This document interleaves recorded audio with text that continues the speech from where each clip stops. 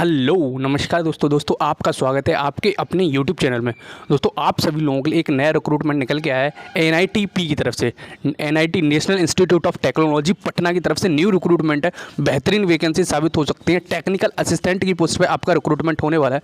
ठीक है, तो डिटेल से डिस्कस करेंगे कौन कौन इसमें एलिजिबल होने वाला है, क्या एज क्राइटेरिया, किस बेसिस पे सिलेक्शन होगा। Each and every aspect should be clear in this video. और आपकी कितनी एज क्राइटेरिया सब कुछ बताऊंगा मैं, सैलरी भी बताऊंगा इसमें, तो ध्यान से सुनते रहना। बहुत शॉर्ट वीडियो बनाऊंगा, बहुत जल्दी आपको बताऊंगा और अपनी सुविधा अनुसार आप स्पीड भी इंक्रीज कर सकते हो। मैं हर वीडियो में यही बोलता हूं, वैसे मैं बहुत तेज बोलने की कोशिश करता हूं। तो देखो ये ऑफिशियल वेबसाइट है nitp.ac.in, ये मैं लिंक डिस्क्रिप्शन में प्रोवाइड कर दूंगा जिससे कि डायरेक्टली आप डाउनलोड कर सको। देखो दोस्त, आपका विदाउट गेट होने वाला है, ये कोई भी गेट का एग्जाम का इसमें इशू नहीं है।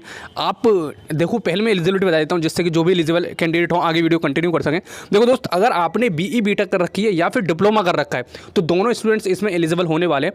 और स्पेसिफिकली अगर मैं ब्रांच की बात करूँ तो इलेक्ट्रिकल, मैकेनिकल, सिविल और इलेक्ट्रॉनिक्स एंड कम्युनिकेशन भी किसी रिक्रूटमेंट की पोस्ट पे एलिजिबल हो। ठीक है, तो ये होने वाली है diploma as well as BTech, दोनों स्टूडेंट एलिजिबल होने वाले हैं। तो ध्यान से देखना, मैं और बताने वाला हूँ आगे। तो जैसे कि आप नीचे आओगे यहाँ नोटिस दिख जाएगा आपको, advertisement for the post of technical assistant. NITP की तरफ से आपका रिक्रूटमेंट आउट हुआ है। मैं हर आपको टेक्निकल असिस्टेंट से रिलेटेड मैंने बहुत आपके रिक्रूटमेंट बताए जो कि आपकी यूनिवर्सिटीज़ में निकलते हैं। जैसे IIT हैदराबाद में निकला था, IIT दिल्ली में निकला था, IIT पटना में निकला था, अभी NIT पटना में निकला हुआ है। तो जैसे आप इस पर क्लिक करोगे लिंक पे तो एक न्यू इंटरफेस आपको देखने को मिल जाएगा। यहाँ लिखा हुआ है advertisement for the post of technical assistant SOP online form. ठीक है, देखो इसमें आपको online as well as offline दोनों तरीके से अप्लाई करना है। लास्ट डेट इसकी अक्टूबर की 1 तारीख है, यानी कि 1 अक्टूबर होने वाली है।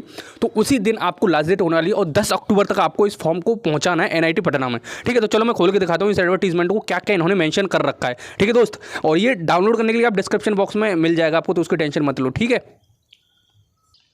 तो दोस्त ये है आपका नोटिफिकेशन जो कि आउट हुआ है एडवर्टीजमेंट NIT पटना की तरफ से। ठीक है, तो यहाँ पे लिखा हुआ है टेक्निकल असिस्टेंट, टोटल 9 वैकेंसीज हैं जिसमें UR के लिए 8 वैकेंसीज हैं, EWS के लिए 1 वैकेंसी है, OBC के लिए 5 वैकेंसीज होने वाली है। ऐसे आपका डेजिग्नेशन देख सकते हो। सैलरी आपकी 34,800 तक होने वाली है।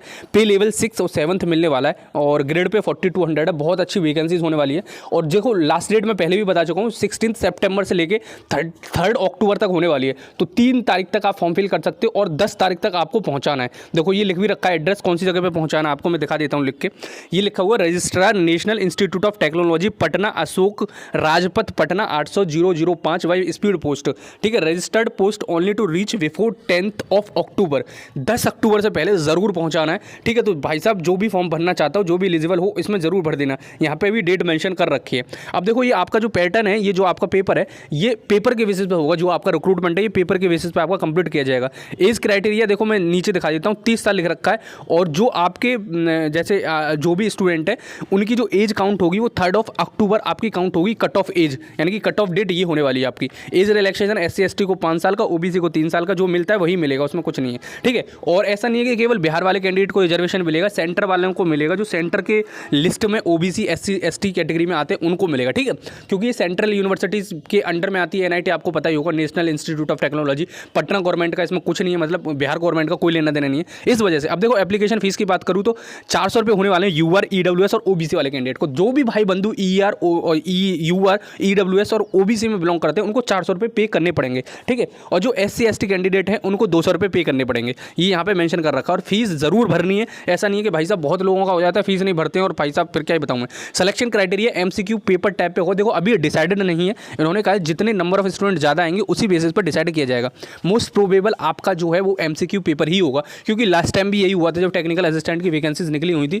तो लास्ट टाइम भी इन्होंने MCQ पेपर कराया था। ठीक है, और आपके डॉक्यूमेंट वगैरह वो आपको सबमिट करने पड़ेंगे। EWS वाले कैंडिडेट्स को लिए फिर दोबारा से बता देता हूँ, इसी साल का, इसी करंट ईयर का, फाइनेंशियल ईयर का आपके पास में अपना सर्टिफिकेट होना चाहिए। ऐसा नहीं है कि पिछली साल बना लिया था, कि नवंबर में बनवा लिया था या सितंबर में बनवा लिया था तो अब तक चल रहा होगा। 1 साल वैलिडिटी उसकी नहीं होती है, उसकी केवल फाइनेंशियल ईयर की वैलिडिटी होती है। ठीक है, और क्या मेंशन है इसमें देखो, और भी दिखा देता हूँ मैं। देखो एलिजिबिलिटी के बारे में बता देता हूँ पहले, सबसे most important part. Technical assistant के लिए आपको BE BTech डिप्लोमा यहाँ पे लिख भी रखा है, first class BE BTech MCA और first class diploma in engineering in the academic field. अब देखो कौन से बच्चे एलिजिबल हैं यहाँ दिखा देता हूँ। फर्स्ट क्लास सिविल इंजीनियरिंग में होना चाहिए, डिप्लोमा या बीटेक, और कोई भी एक्सपीरियंस रिक्वायर्ड नहीं, फ्रेशर कैंडिडेट एलिजिबल हैं, ठीक है। और सफिशिएंट नॉलेज होनी चाहिए, वो तो आपको होएगी।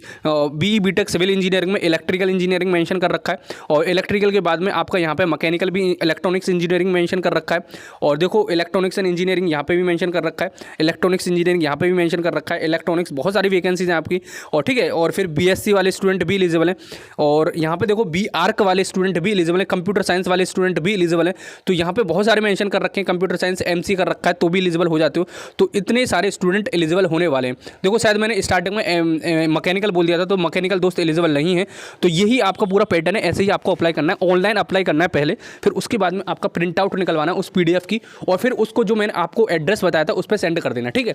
आई थिंक आपको समझ में आ गया। देखो इसके प्रीवियस ईयर पेपर आपको प्रोवाइड करा दूंगा मैं टेलीग्राम चैनल पे, क्योंकि देखो previous year paper technical assistant के बहुत होते रहते हैं। जैसे आपके IIT हैदराबाद में भी हुआ था कुछ दिन पहले, उसमें डायरेक्टली इंटरव्यू के बेसिस पे करा लिया था। लेकिन NIT उत्तराखंड में भी अभी फॉर्म कुछ दिन पहले मैंने आपको इन्फॉर्म किया था। तो जो भी इंटरेस्टेड कैंडिडेट है वो जरूर से फॉर्म भरे, क्योंकि देखो यार इसमें कंपटीशन बहुत कम होता है। बहुत सारे लोग इसमें भरते ही नहीं है कि क्या यार 2-4 वैकेंसीज हैं, इसलिए कंपटीशन बहुत कम हो जाता है। इसीलिए इन्होंने लिख रखा है अगर नंबर ऑफ स्टूडेंट सफिशिएंट होंगे तो हम आपको MCQ टाइप का पेपर करा देते हैं। लास्ट टाइम तो ऐसा ही हुआ था, इस वाली उसमें नहीं, NIT उसमें हुआ था, क्या बोलते हैं उसे, सूरतकल में हुआ था, शायद वारंगल में हुआ था, मुझे इतना कंफर्म नहीं है। उसमें डायरेक्टली स्टूडेंट्स को रिक्रूट कर लिया था, मतलब 20 या 25 के आसपास वैकेंसीज निकली थी, और लोगों ने केवल 50-60 बच्चों ने भरा था फॉर्म।